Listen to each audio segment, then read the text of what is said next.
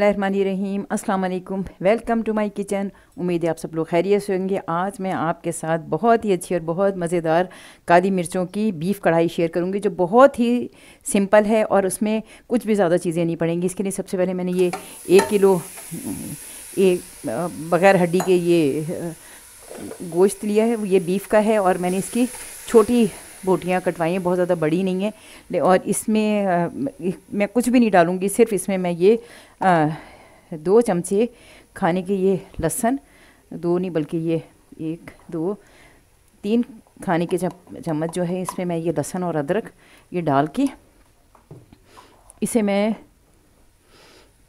सिर्फ इसे थोड़ा सा मिक्स करूँगी। और इसमें मैं किसी भी किस्म की कोई चीज़ शामिल नहीं करूँगी, ना नमक, ना कोई काली मिर्च, ये और ना ही इसमें मैं पानी शामिल करूँगी। ये इसे इतनी हल्की आंच पे मैं कुकर में इसके अपने पानी में पकाऊँगी, जिसकी वजह से इसका इतना अच्छा जायका आएगा। और बाद में भी इसमें मैं कोई ज़्यादा चीज़ यूज़ नहीं करूँगी, इसमें मैं तेल भी नहीं डाल रही। इसे बस मैं छुपा के ना तकरीबन जब तक ये गोश्त गल नहीं जाता तक 20 मिनट तक मैं इसे पकाऊंगी। और ये हो सकता है इससे ज़्यादा भी देर लग जाए और हो सकता है कि इससे कम देर में भी ये गल के रेडी हो जाए। और ये इतनी अच्छी, इतनी मज़ेदार है कि जब आप इसे अपने घर में बनाएंगे तो आपको मज़ा आ जाएगा, क्योंकि ये बहुत ही सिंपल है। इसमें मैं कुछ भी ज़्यादा चीज़ें यूज़ नहीं करूँगी। इसे मैं तकरीबन अब मैं इसका कुकर का ढक्कन लगा के इसे बहुत हल्की आँच पर 20 से 25 मिनट तक पकाऊँगी। और ये अपने इसका इतना पानी निकलेगा, वो भी मैं आपको दिखाऊँगी। तो आप ये देखेंगे तो आप हैरान रह जाएंगे कि इसमें कुछ पानी नहीं होगा, फिर भी इस गोश्त के अंदर से इतना पानी निकलेगा और ये अपने ही पानी में गलेगी। इसका बहुत अच्छा जायका आएगा। मैं अभी जब इसका ढक्कन बंद करती हूँ तो मैं फिर ये देखिए, मैं इसे तकरीबन ये देखिए इसमें पानी निकलना शुरू हो गया। जब मैं इसे बंद करूँगी तो इसमें से और पानी निकल आएगा तकरीबन इसे।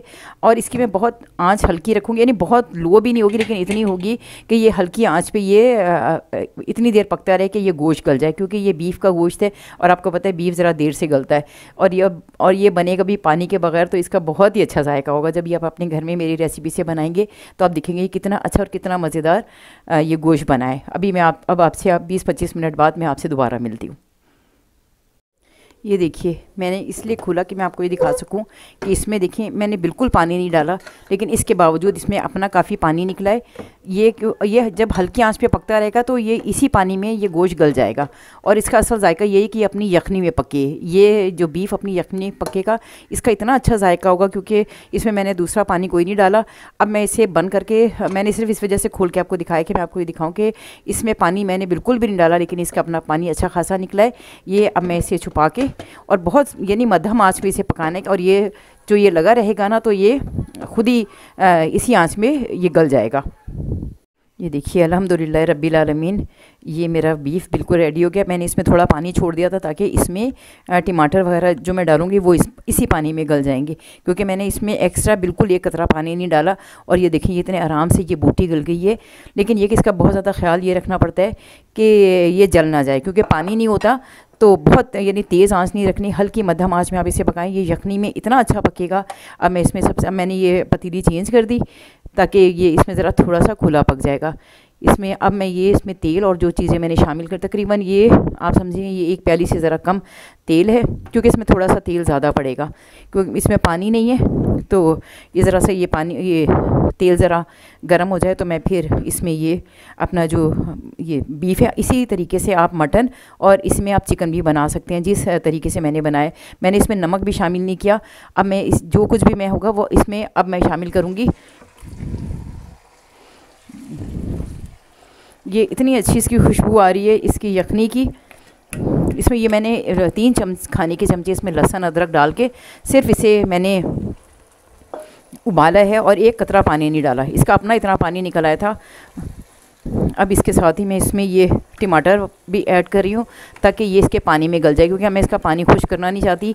ये डाल के इसमें, और ये 1 चाय का चम्मच ये नमक है। नमक आप अपने हिसाब से कम और ज़्यादा कर सकते हैं, क्योंकि हर एक का अपना टेस्ट होता है। और ये 1 चाय का चम्मच इसमें मैं ये काली मिर्चें, इसमें सिर्फ काली मिर्चें और हरी मिर्चें इस्तेमाल होंगी। इसमें ना प्याज डाली जाएगी, ना इसमें किसी किस्म का और मसाला पड़ेगा। ये अपने ही जो यखनी का पानी है उसमें ये टमाटर भी गल जाएंगे। इसके साथ में ये थोड़ी अदरक भी डालूँगी, और बाद में मैं थोड़ी अदरक जब ये तैयार हो जाएगा तो उस वक्त मैं शामिल करूँगी। और ये हरी मिर्चें, ये मैंने 5-6 हरी मिर्चें थी, ये भी काट ली थी। क्योंकि गोश्त ये ऑलरेडी गल गया है, सिर्फ अब इस टमाटर ने गलना है। इसलिए मैं ये सारी चीज़ें इसमें शामिल कर रही हूँ और इसमें कोई भी चीज़ ऐसी शामिल नहीं होगी। ये देखिएगा, ये इतनी सिंपल और इतने मज़ेदार ये बीफ कढ़ाई है काली मिर्चों की, काली मिर्चों और हरी मिर्चों की। जब ये आप एक दफ़ा ज़रूर इसे अपने घर में ट्राई कीजिएगा, आप देखेंगे इतनी जायकेदार बनेगी कि आपके घर में हर शख्स इसे शौक़ से खाएगा। मैं इसे छुपा के तकरीबन 10 मिनट तक हल्की आंच पे पकाऊंगी ताकि ये टमाटर गल जाएं। और लेकिन इन्हें बहुत ज़्यादा यानी इसको बिल्कुल मैश नहीं करना, टमाटर भी थोड़े खड़े रहने चाहिए, तभी इसका बहुत अच्छा जायका आएगा। इसे मैं अब तकरीबन 10 से 15 मिनट तक हल्की आंच पे यानी मीडियम आंच में मैं इसे पकाऊंगी कि टमाटर का भी अपना पानी जो निकलेगा वो भी इसी पानी में, यानी इसी पानी में ये गोश्त और टमाटर सब कुछ गल जाएगा। अब मैं आपको 10 मिनट बाद आपको दोबारा दिखाती हूँ। ये देखिए अल्हम्दुलिल्लाह रब्बिल आलमीन, ये इसमें टमाटर भी गल गए। मैंने इन टमाटरों को बिल्कुल मैश नहीं किया, यानी इनको बिल्कुल इनकी मैंने केचप टाइप इन्हें मैंने नहीं बनाई, इनकी प्यूरी नहीं बनाई। इसको ज़रा सा देखें खड़ा रखा है टमाटरों को। इसमें मैंने सफ़ेद ज़ीरा भी यूज़ नहीं किया क्योंकि उसकी भी खुशबू काफ़ी तेज़ होती है, तो मैं ये चाहती थी इसमें जो यखनी की खुशबू है वो इसमें महसूस हो। तो आप ज़रूर ये मेरी एक रेसिपी इसे आप ज़रूर ट्राई कीजिएगा। आप चाहें तो ऑयल आप इसे देसी घी में भी पका सकते हैं और चाहें तो आप इसे जिस तरह के घी में पकाना चाहें पका सकते हैं। लेकिन ये मेरी बिल्कुल अल्हम्दुलिल्लाह रब्बिल आलमीन, इसे ज़रा मैं तेज़ आंच पे इसे भून लूँ। ये देखिए इसमें जब तक ये पानी के बबल्स आ रहे हैं, इसका मतलब है इसमें अभी टमाटरों में थोड़ा पानी बाकी है। जब तक ये भुन नहीं जाता मैं इसे तेज़ आंच पे इसी तरह ये अब ढक्कन हटा के इसका और मैं इसे भूनूंगी तेज़ आंच पे, ताकि ये इसका बिल्कुल जो इसमें जो बबल्स आ रहे हैं वो बिल्कुल इसमें ख़त्म हो जाए आना। लेकिन आप इसी तरकीब से आप मटन में भी बना सकते हैं और चिकन में भी बना सकते हैं। बस ये ध्यान रखना है क्योंकि इसमें पानी नहीं होगा। मैंने कुकर में इसे इसलिए पकाया कि आपको पता है बीफ बहुत देर में गलता है, तो अगर मैं उसे वैसे ही चढ़ाती क्योंकि मैंने इसमें पानी नहीं शामिल करना था, इसकी वजह से मैंने इसे कुकर में चढ़ाया। लेकिन आप जब चिकन बनाएं तो आप उसे ऐसे ही आराम से आप पका सकते हैं क्योंकि वो तो फ़ौरन गल जाता है। लेकिन मटन और बीफ के लिए आपको कुकर यूज़ करना पड़ेगा। इसमें देखिए मैंने कोई मसाला नहीं डाला, सिर्फ इसमें 4 टमाटर हैं और हरी मिर्चें, थोड़ा सा अदरक है। इसके बावजूद इसमें अच्छा खासा मसाला हो गया और इसका बहुत अच्छा, इसका यानी बहुत डिफरेंट सा इसका जायका होता है।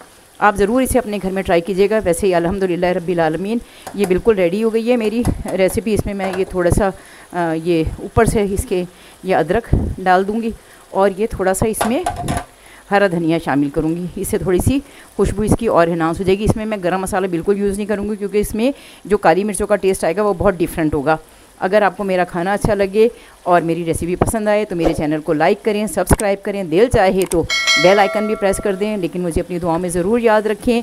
ज़िंदगी रही इंशाअल्लाह ताला तो मेरी फिर किसी नई वीडियो में मेरी आपसे मुलाकात होगी। अपनी दुआओं में मुझे ज़रूर याद रखिएगा। अल्लाह हाफिज़, फ़ी अमान अल्लाह, फ़ी अमान अल्लाह।